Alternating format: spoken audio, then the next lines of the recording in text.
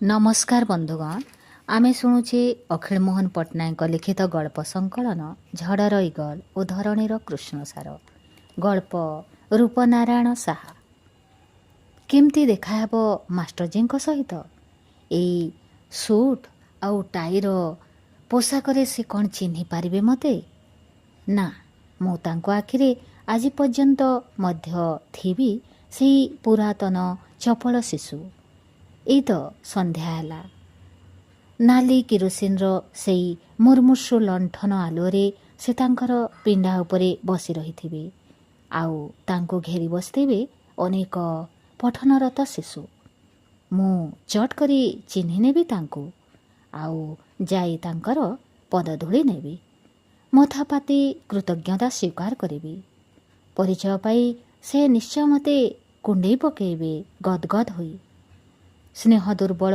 एई शिक्षकर दुई आखि भासीजीव आनंदर अश्रुरे रुद्ध कंठरे से बोध हुए कहिबे तो परी जड़े छात्र मु आज जाए देखिली नाही अशोक आउ कौन से दिन अच्छी कई जन छात्र तार बाल्य गुरुर ऋण स्वीकार करने को आसंती तो परी जातिर श्रेष्ठ संतान जो दिन आसी तार बाल्य गुरुर पाद तले मथानत करी तार कृतज्ञता जणाइब सेई चिर ईप्सित दिन को अतिष्ठ होई अपेक्षा करी रही थाए प्रत्येक शिक्षक एतिकी तो तार गर्व चिर निर्याचित शिक्षक गोष्ठीर एतिकी तो चरम क्षतिपूरण किस तरफ चलूँ बाबूजी रिक्सावालार प्रश्न मोर कल्पना भांगीगला रिक्सा आसी पहुँचीगलाणी सदर बजार पोस्ट ऑफिस पाखरे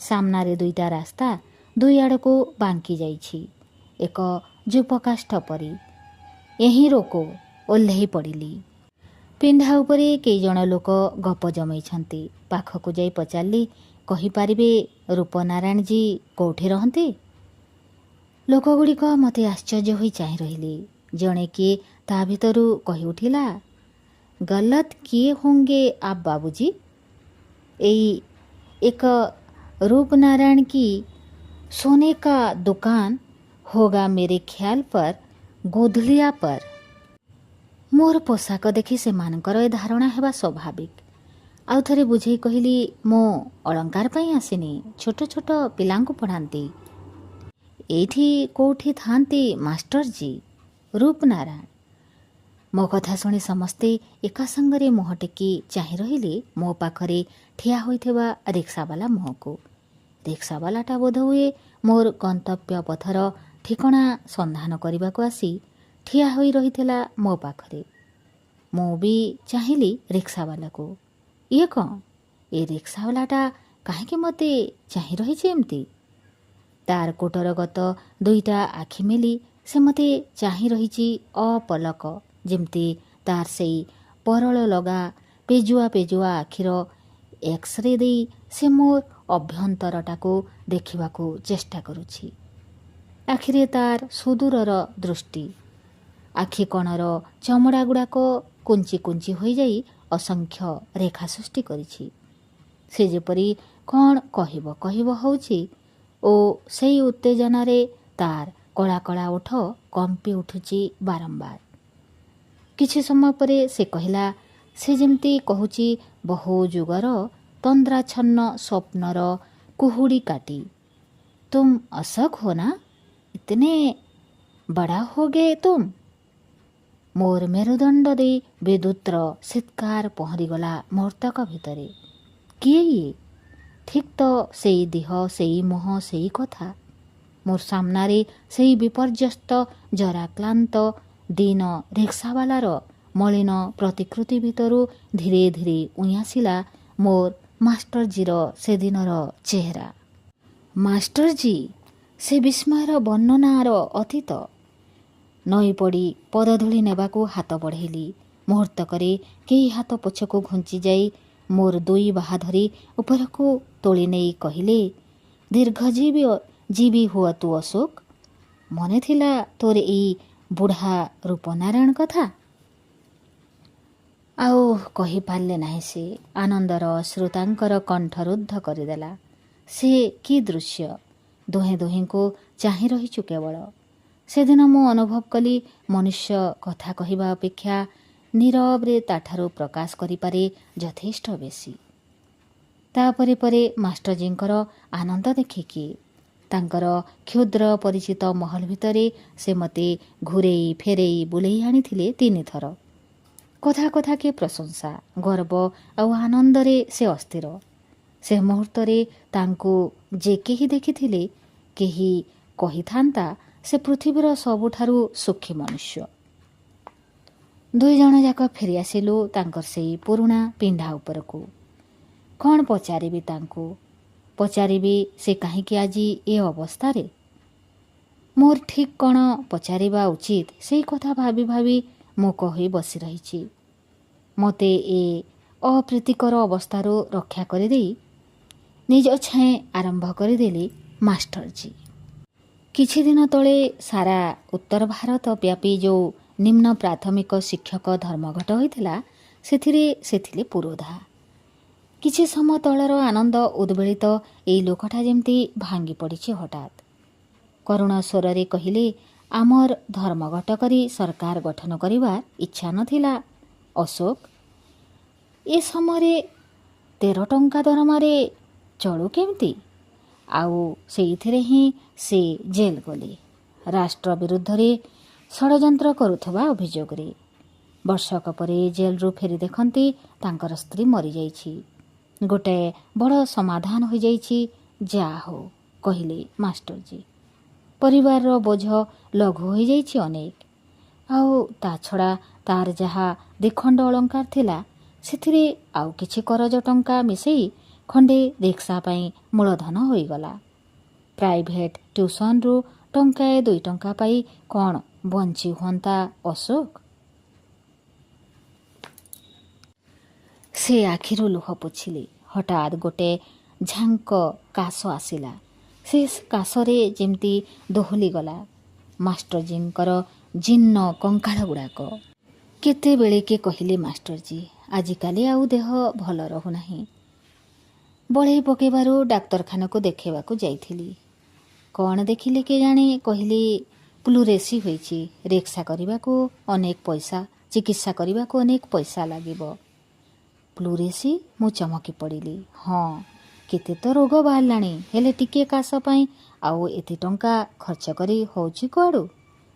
ସେଇ ବାଟ ଦେଇ ଗୋଟେ ସୁଦୃଶ୍ୟ ଦମ୍ପତି ଯାଉଥିଲେ। ବୋଧହୁଏ ସାନ୍ଧ୍ୟ ଭ୍ରମଣ ସାରି ଫେରୁଥିଲେ ସେମାନେ। ଆମ ସାମ୍ନାର ରିକ୍ସାଟାକୁ ଦେଖି ଅଟକି ଗଲେ ଟିକିଏ। ହଠାତ୍ କଥାର ଖିଅ ଛିଣ୍ଡେଇ ଦେଇ ମାଷ୍ଟରଜୀ ଚିତ୍କାର କରି ଡାକି ଉଠିଲେ, ରାମଶରଣ, ଏ ରାମଶରଣ, ସବାରି ଲାଗି ହେ ତୁରନ୍ତ ଆନା ତୁରନ୍ତ। ସିଆଡ଼ୁ କିଏ ପାଟି କରି ଉଠିଲା, ଏଇ ବାବୁଜୀ। ଗୋଟିଏ 12-14 ବର୍ଷର ବାଳକ ଚିଲ୍ଲ ପରି ଦୌଡ଼ି ଆସି ରିକ୍ସାରେ ବସେଇ ନେଇ ଚାଲିଗଲା ସେମାନଙ୍କୁ। ମାଷ୍ଟରଜୀ ରିକ୍ସା ଆଡ଼କୁ ଚାହିଁ ଚାହିଁ ଅଫସୋସର ଦୀର୍ଘ ନିଶ୍ୱାସ ପକାଇ ଦେଇ କହିଲେ, କେବଳ ବଡ଼ ପିଲାବେଳୁ ତା ଉପରେ ଅନେକ ଦାୟିତ୍ୱ ପଡ଼ିଗଲା। ରୂପା ଆଜି ବଞ୍ଚିଥିଲେ। ପୁଣି ଥରେ ଆଖିରୁ ଲୁହ ପୋଛିଲେ ସତେ। ସଦର ବଜାର ଆକାଶ ଉପରେ ଅନ୍ଧାର ଜମି ଜମି ଆସିଛି। ମାଷ୍ଟରଜୀର କ୍ଷୁଦ୍ର ଇତିହାସ ମଧ୍ୟ ସରିଯାଇଛି। କାହାଣୀ କହିବାରେ ଅସାଧାରଣ ଦକ୍ଷତା ଥିଲା ତାଙ୍କର। ତାଙ୍କ କାହାଣୀର ପ୍ରତ୍ୟେକଟି ଚରିତ୍ରକୁ ସେ ଆଖି ଆଗରେ ଜୀବନ୍ତ କରି ତୋଳି ଧରି ପାରୁଥିଲେ। ତାଙ୍କ କାହାଣୀର ସ୍ୱର୍ଗର ପରୀ, ଆଣ୍ଡ୍ରୁ ସିଲିୟର୍ସିଂ, ସୁନୀତି ସନ୍ତାନ ଧ୍ରୁବ ସବୁ ସତ୍ୟ, ଆଉ ଏବେ ବି ଆମରି ସାଙ୍ଗରେ ବଞ୍ଚିଛନ୍ତି ରାଜପୁତ ବୀର ପ୍ରତାପ ସିଂ, ଚୌହାନର ପୃଥ୍ୱୀରାଜ ଆଉ ପଳାତକ ସିଖିମନାଇ ଜୟଦ୍ରଥ। ସେସବୁ ସେ ବେକାର କାହାଣୀ। କିନ୍ତୁ ମୁଁ କ'ଣ ଜାଣିଥିଲି ଏଇ କାହାଣୀ ପରି ଦକ୍ଷ ଦରିଦ୍ରର ମଧ୍ୟ ଗୋଟିଏ ଆତ୍ମକାହାଣୀ ଅଛି ଯାହା ପରିରାଜ୍ୟର କଳ୍ପନାକୁ ମଧ୍ୟ ପରାସ୍ତ କରେ, ଅଥଚ ଇତିହାସଠାରୁ ଆହୁରି ସତ୍ୟ। ହଠାତ୍ ମନେ ହେଲା ମୋର ଏବେ ବି ଯେମିତି ପାଠପଢ଼ା ଅସମାପ୍ତ ରହିଯାଇଛି। ଆଉ ସେଦିନର ସେଇ କୌତୂହଳୀ ଶିଶୁ ପରି ଆଜି ବି ମୁଁ ମାଷ୍ଟରଜୀଙ୍କ ପାଖରେ ବସି ବସି ବହି ପଢ଼ୁଛି। ଏହି ବିଶ୍ୱର ବିରାଟ ବହି ଉପରେ ବହୁ ଚିତ୍ରିତ ମନୁଷ୍ୟ ନାୟକ ନାୟିକାର ହୃତ ପଦ୍ମର ସ୍ପନ୍ଦନ ଶୁଣୁଛି। କର୍ପୋରେସନର କର୍ମଚାରୀ ଲାଇଟ୍ ପୋଷ୍ଟ ଦେହରେ ସିଡ଼ି ଆଉଯାଇ ଉପରକୁ ଉଠୁଛି ଆଲୁଅ ଜାଳିବାକୁ। ମାଷ୍ଟରଜୀ କହିଲେ, ଭାରି ଖୁସି ଲାଗିଲା ତୋତେ ଏତେ ଦିନ ପରେ ଦେଖି ଅଶୋକ। କିନ୍ତୁ ଭଙ୍ଗା ଘରେ ତୋତେ ରହିବାକୁ ମୁଁ କହିବି କେମିତି କହ? ଗୋଟାଏ ରାତି ପାଇଁ ମଧ୍ୟ ତୋତେ ମୁଁ ଅତିଥି କରିପାରୁନାହିଁ। ସେ ମୋର ଦୁର୍ଭାଗ୍ୟ। ଉତ୍ତର ଦେବାର କିଛି ନଥିଲା ମୋର। ଉଠିବାକୁ ବସିଛି। ମାଷ୍ଟରଜୀ ସାମ୍ନାରେ ଗୋଟିଏ ବୃଦ୍ଧାକୁ ହାତ ବଢ଼େଇ ଦେଖେଇଦେଲେ ମୋତେ। ପିଠି ଆଉ ଆଣ୍ଠୁ ଲାଗିଗଲାଣି। ମୁଣ୍ଡରେ କେକେରା ବାଳ ଝୋଟ ପରି ଫରଫର ଉଡ଼ୁଛି। ସାମ୍ନାରେ ଛୋଟ ଛୋଟ ଦୁଇଟି କିରୋସିନ ଟିଣ। ଦେଖିବା ଓ ଶୁଣିବାର ସମସ୍ତ ଶକ୍ତି ବି ବିଲୋପ ହୋଇ ଆସିଲାଣି ପ୍ରାୟ। ଜଣ ଜଣ କରି ରିକ୍ସାବାଲା ଆସୁଛନ୍ତି। ହାତରେ ପଇସା ଧରି ଦୀପ ଆଲୁଅରେ ଖୁବ୍ ନିରୀକ୍ଷଣ କରି କିଛି ସମୟ ଦେଖି ସାରିଲା ପରେ ଥରିଲା ହାତରେ ପଳା ପଳା କରି କିରୋସିନି ମାପି ଦେଉଛି ସେ। ବୟସ ନିଶ୍ଚୟ 70 ଉପରେ। ପଚାରିଲା ଆଖିରେ ମାଷ୍ଟରଜୀଙ୍କୁ ଚାହିଁଲି।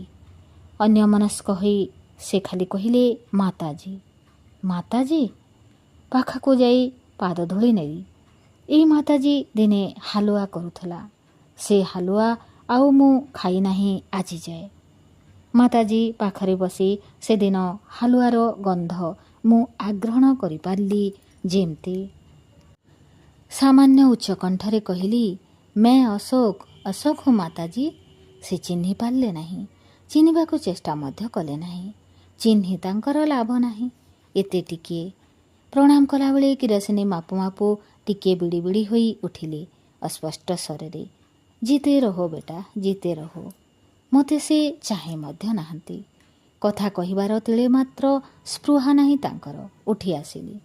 ମାଷ୍ଟରଜୀଙ୍କୁ ପଚାରିଲି, ଇଏ କ୍ୟା ହୋ ଗୟା ହେ ମାତାଜୀ କୋ? ମାଷ୍ଟରଜୀ ତାଙ୍କର ଡାହାଣ ହାତର ବିଶି ଆଙ୍ଗୁଠିଟାକୁ କାନ ପାଖରେ 2-3 ଥର ବୃତ୍ତାକାରରେ ବୁଲେଇ ନେଇ କହିଲେ, କେଇ ସାଲ ହୁଆ ଦିମାଗ ବିଗଡ଼ ଗୟା ହେ। ମନେ ପଡ଼ୁଛି। ମାଷ୍ଟରଜୀ କେବେ କାହାକୁ ନାଲି ଆଖି ଦେଖେଇ ଟିକିଏ କିଛି କହିଲେ ସେ ସିଲଟ ଫିଙ୍ଗି ଦେଇ ଦୌଡ଼ି ଯାଉଥିଲା ଏଇ ମାତାଜୀଙ୍କ କୋଳକୁ। ଆଉ ଠିକ୍ ତାପରେ ପରେ ଆଜିର ଏଇ ଲଳିତ ଚର୍ମ ଶିଥିଳ ବୃଦ୍ଧା ସେଦିନ ଦୃପ୍ତ ପଦକ୍ଷେପରେ ପଦାକୁ ବାହାରି ଆସି କହୁଥିଲା ମାଷ୍ଟରଜୀକୁ, क्या तुम्हारा दिमाग तो बिगड़ नहीं गया रूपनारायण? बच्चा को डांटता है तुम? ଏଇ ମାଷ୍ଟରଜୀ ସଙ୍କୁଚିତ ହୋଇଯାଉଥିଲେ ସେ କଥାରେ। ଆଜି ପୁଣି ସେଇ ମାତାଜୀର ଦିମାଗ ବିଗିଡ଼ି ଯାଇଛି।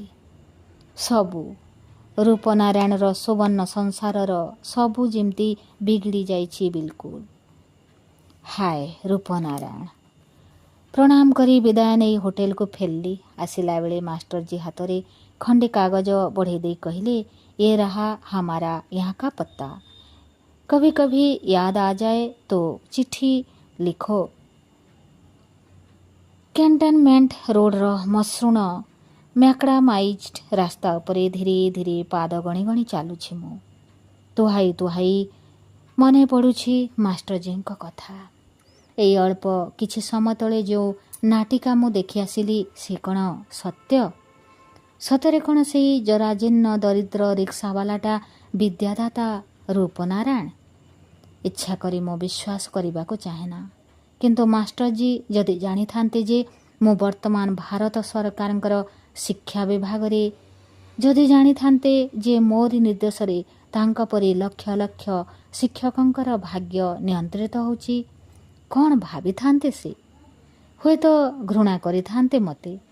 ଭଲ ହେଇଛି ତା ଜାଣିବାର ସୁବିଧା ପାଇନାହାନ୍ତି ସେ।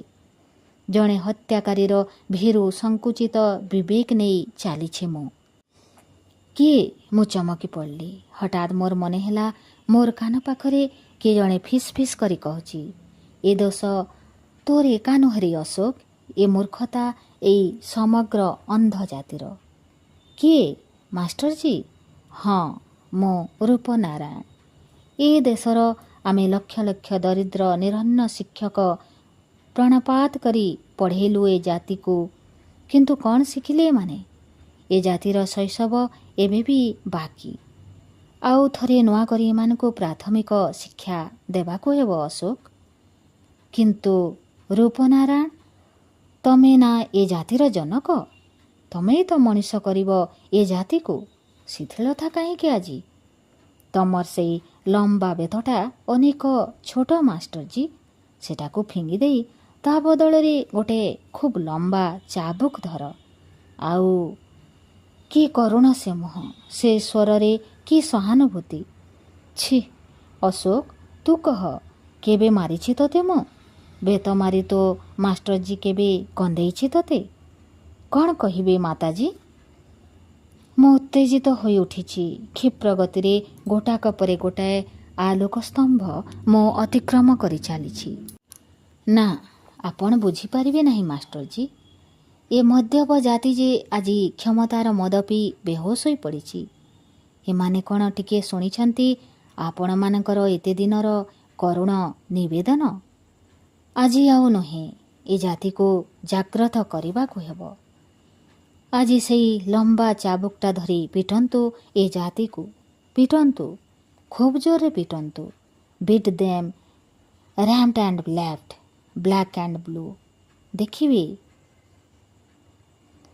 ଦେଖିବେ ମାଷ୍ଟରଜୀ, ଏ ଅଚେତନ ଜାତିର ମସ୍ତିଷ୍କରେ ଧୀରେ ଧୀରେ ଚେତନା ସଞ୍ଚାରିତ ହେବ। ଏ ଜାତି ଧୀରେ ଧୀରେ ଅହିରାଜ କୁଣ୍ଡଳୀର ଶୀତଶଯ୍ୟାରୁ ଚଞ୍ଚଳ ହୋଇ ଉଠିବ। ଆଉ ତାର ଜନକର ପାଦ ତଳେ ଜାନୁପାତି କ୍ଷମା ମାଗି ପୁଣି ଥରେ ବାଧ୍ୟ ଶିଶୁ ପରି ସିଲଟ ଧରି ଫେରିଆସିବ ଆପଣଙ୍କ ଚାଟଶାଳୀକୁ। ଆପଣ ସେଦିନ କହିବେ, ମୁଁ ତୁମକୁ କ୍ଷମା କରିଛି, ଯାଅ, ତମମାନଙ୍କର ବିଦ୍ୟା ଏଥର ସମାପ୍ତ। ଚାହା ଥଣ୍ଡା ହୋଇଗଲାଣି। ରାସ୍ତା କଡ଼ର ଗୋଟେ କାଫେ ଭିତରେ ନିଶ୍ଚଳ ହୋଇ ବସି ରହି ଖଣ୍ଡେ କାଗଜକୁ ଅନ୍ୟମନସ୍କ ହୋଇ ପାପୁଲିରେ ଦଳୁଛି ଆଉ ଦଳୁଛି। କି କାଗଜଟା? ମଇଳା କାଗଜ ଗୁଳାଟାକୁ ଖୋଲି ଦେଖିଲି। ଲେଖା ଅଛି, ରୂପନାରାୟଣ ସାହା, ସଦର ବଜାର, କ୍ୟାଣ୍ଟନମେଣ୍ଟ ରୋଡ଼, ବନାରସ।